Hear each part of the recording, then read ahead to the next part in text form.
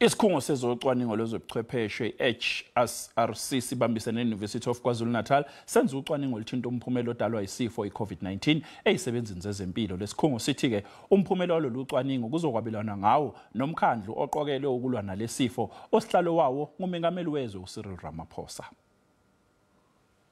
Abe-Human Science Research Council sebethule ngokomthetho uhlelo locwaningo nge-coronavirus oluzobe lubhekene ngqo nezisebenzi zezempilo. Lolu cwaningo ngolokubheka umthelela we-COVID-19 ezisebenzini zezempilo kusuka ezinseleleni ababhekana nazo ngokomoya uma besebenza kanye nolwazi abanalo ngaleli gciwane kanjalo nendlela abaqeqesheke ngayo ukubhekana nalesifo.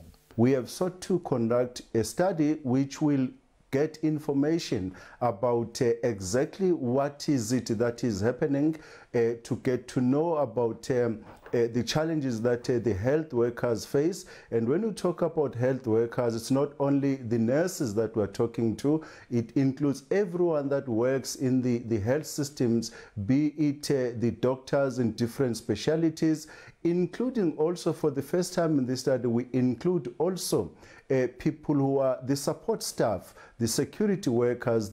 Lolu cwaningo luzokwenziwa ngohlelo lwe-internet.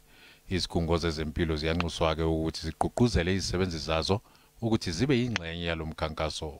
We also get information about what are the gaps that health workers that they see that actually should be taken into account as we deal with the epidemic. What is it that we should do differently, or what is it that we should do more of what?